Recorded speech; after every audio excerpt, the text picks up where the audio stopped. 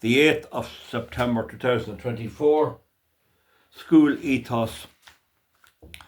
One of the things that arises out of all this and the videos I've made, and it's near time they're moved away from it, what would happen if somebody came to me, what would happen if a school teacher came to me and said they were in a bit of a pickle? What advice would I give? And I'm frequently doing that. I'm frequently fixing government departments, planning departments, sometimes lawyers,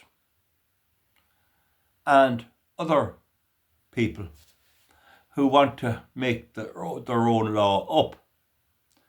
And I revert to the law, which is basically contained in a book, I don't know how I have it here, I haven't, by Brian Doolan. But anyway, I do fix them, and if I decide the law is such a thing, I will generally win.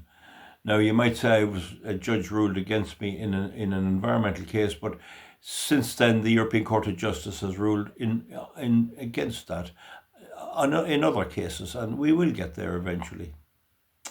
So what if a teacher arrives here, a man, 31, and he joins a school with a Catholic ethos, a Muslim ethos, a Hindu ethos, or a Protestant ethos, or an evangelical? There's evangelicals, and then there are different denominations within the Protestant churches.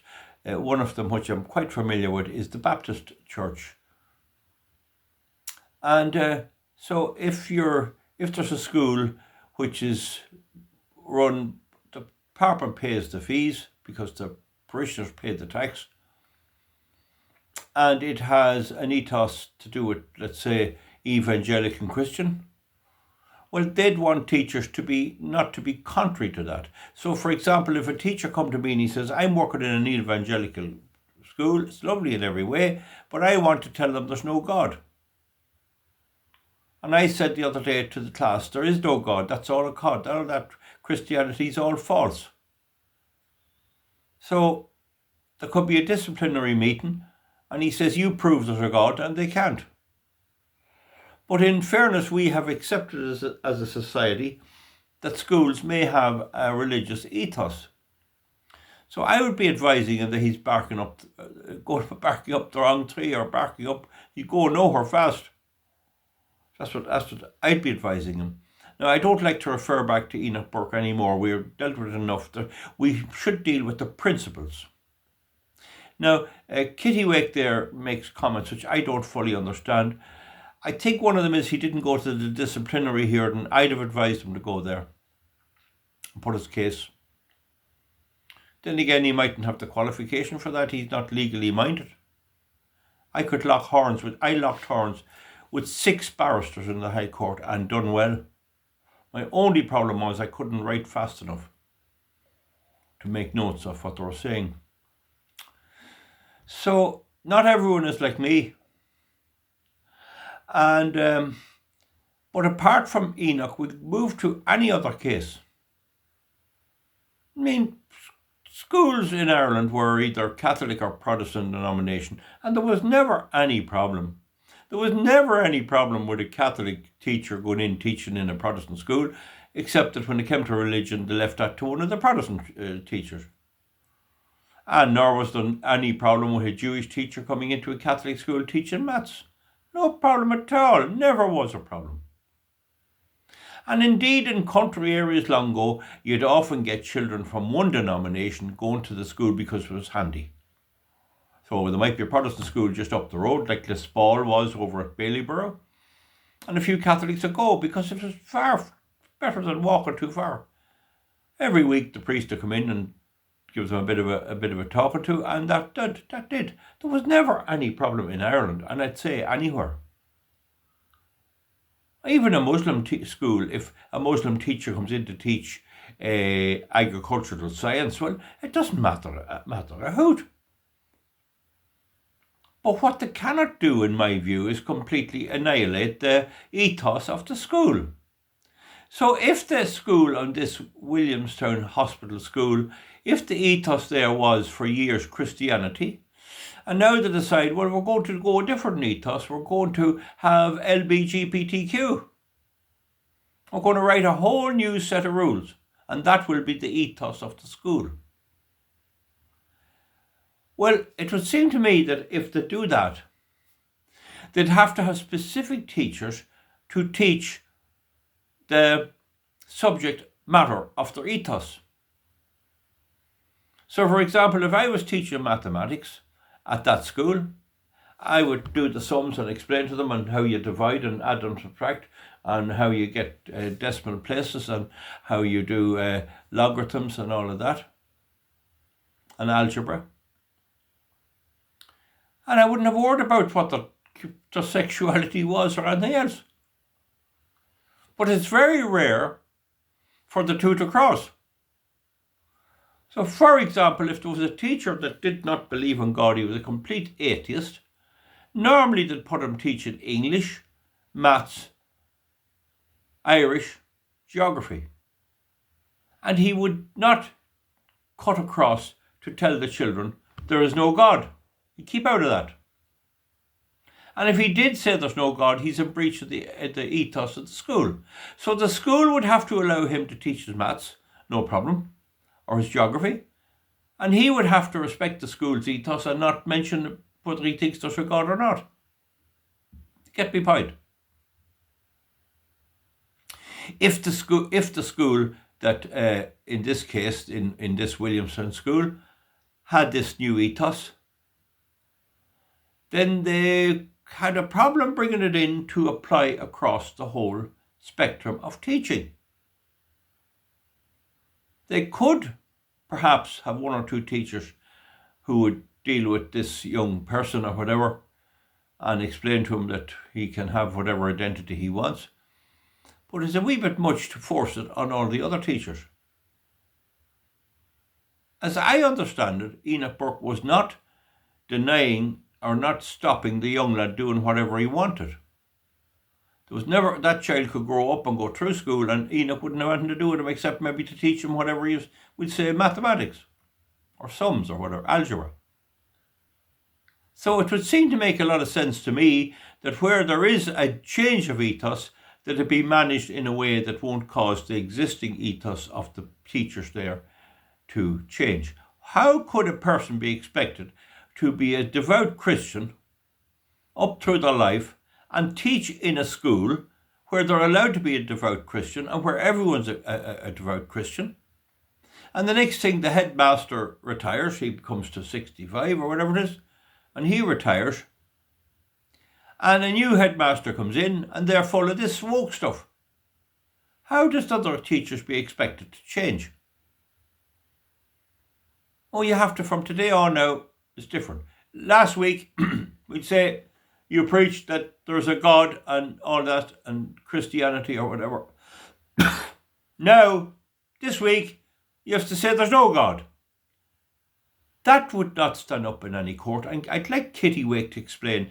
Kitty Wake has a contribution to make, but very difficult writing it down. I don't know why people can't write a paragraph that makes common sense.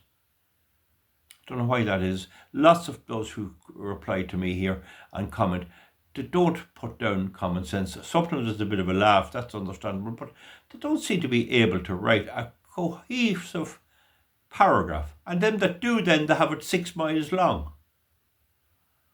But anyway, I suppose we're not all perfect, but the thing is, that would be my view.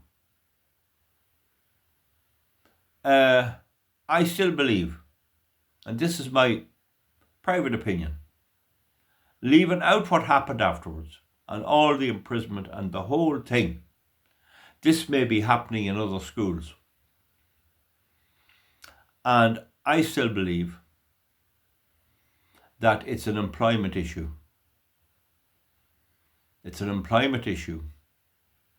It's whether or not the school has the liberty to do what they did. Supposing I go to a certain hardware shop, we'll call it McDonald's hardware shop. I'm in and out there every day. Just me buying meal, buying doorknobs, buying hacksaws, wood, gypsum products, galvanized iron, plastic pipes. I'm in and out all the time. And all the staff put me down as Val, or Mr. Val, or Mr. Martin, or Mr. Val Martin, or Val Martin, And they put me down, and I come along and I sign the thing, and I said I get me bill at the end of the month, come in quick, I pay up. Supposing then that the management decides in future I'm to be called Mrs. Valerie Martin. Right? Now, I might ask the manager, what are you on about here? I'll stop trading here if you don't stop this messing. But a lot of people watching me here will get that point, but that's not the real point. The real point is, what if half the staff are prepared to write down Mrs. Valerie Martin, and one or two are not, and refuse to put down my name on the computer as Mr. Valerie Martin? Well, then the owner of the shop can say, you're not going in along with the ethos of our shop. The ethos of the shop is that we can call anyone what we like, who I say. And if his name is Mr. Val Martin, it has to be changed to Mrs. Val, and we direct you do that. You fail to do it, you're on notice, there'll be a disciplinary hearing. And the next thing he says, well, you know what we'll do? We'll leave you your pay, but we'll tell you not to come in. And that's not satisfactory at all. I can't go into the staff can't go into the shop. What kind of a setup is that? That's the point. I believe that you cannot force an ethos, particularly in a state school, but in any employment, which would put members of staff or teaching staff or medical staff in a hospital or carpenters on a building site, forced to do something which is ridiculously stupid, which is just a fad or a fashion of the times. Now, I'd have advised them all to go to the inquiry and point that out, but they may not have seen it like that. And I still think, and I can't stand by this because I can't be accountable for how the law is applied, I still think that if I were a barrister and running that case, I'd make a very, very strong case for unfair dismissal ruling and about 6 million in compensation for the victim, and that's Enoch Burke. If you come along and you abuse somebody's rights like that, you should pay a price. Now, I know someone here will post differently, and Kitty Wake is one that will, and I respect that. But it still doesn't make sense. Why should someone who knows me well, is a member of the community, maybe meets me down the pub and Oldham and talks about bales of hay, or meets me in the shop, how are you doing, Val, how are you getting on? And suddenly they have to put me down as Mrs. Valerie Martin. And maybe I'm thick with the owner of the shop and I say, don't do that, And they're caught between a rock and a hard place. The employer is wrong to insist on such a thing. And he must pay with a big deep pocket. I'd like to get 70,000 euros, and I give half of it to our fund for taking legal cases. We really need an organisation in Ireland which has a deep pockets and a fund to suit the pants of the government and the state agencies. That's my own opinion. And not just to go to the High Court. I think Kitty Wake said, or somebody said there, now please don't quote me exactly, the judge might do this and might do that, and I can't make out what they mean. The High Court, I came to a position with the planning for the windmills and the solar farms about 2 years ago, that the High Court is only a stepping stone. It's the first port of call. And one case came before the court by another person, and he lost in the High Court. No, he won in the High Court, funny enough, but the state appealed, and it went to the Court of Appeal, and the state lost, and he went to the Supreme Court, and the state objected, but he won. But you have to be prepared to go all the way. So that's the position I see. This is a most unusual, novel case. Nobody is entitled because they're in a position of authority. And bear in mind, not one person in any of the schools owns a school or has a business interest in it. When they come to be retirement age, there's a new party, they give them a pop-up toaster and out the door, and you're never seen again. That's the same with government ministers. So with that in mind, I think that staff have to be taken into account. Staff have rights too, and you can't force staff to do something which is ultimately demeaning and humiliating. And an awful lot of the woke agenda, an awful lot of the woke people, and I know a lot of them, and when I went online and went on social media, the one thing that say about the windmills, them windmills will be shoved up your arse whether you like it or not. And they took a pleasure from it. They said it's good enough for them. Let them stew down there. And I know even people in my own community who said that. That's the way they feel. Who do you think to stand up to government? Well, I have them now that they haven't got a plan of permission granted in 2 years. And I think I have every single one lined up for destruction. I got a letter the other day. I don't know what I've done with it. I objected to one the other day. I'll do another video. A thing over in Galway came back refused. So that's the situation. And no, I think it's stupid. I think our government would do something, only for the Greens are in there. And I think in the next election, what will be very important, if I have time, I don't know when I have time, print posters and put them up in Dublin, round where the Greens are, in Blanchardstown and all those, and put up the Greens cause school teachers to be imprisoned. That's what I'd put on it. You have to put your name on the bottom. I might be too busy during the next election, but that'd be a damn good one. Can you imagine that up in Catherine Martin's constituency? Catherine Martin's policy has caused a schoolmaster to be jailed. Don't forget, in England, the postmaster was jailed. Several of them. And them totally innocent. You need to be tough. That's my point, folks. Oh God, that's a very long video. I'm very sorry. Good luck. I'll have to go away from this subject. We'll have to go away from this subject. We need law that throws us off the government and the whole lot of them if we could. But I think if they had to do again, they wouldn't have. They wouldn't be calling the by day. It's a ridiculous thing. Good luck. Comment underneath. I'll have to go away from it. We have to give it a miss. Bye.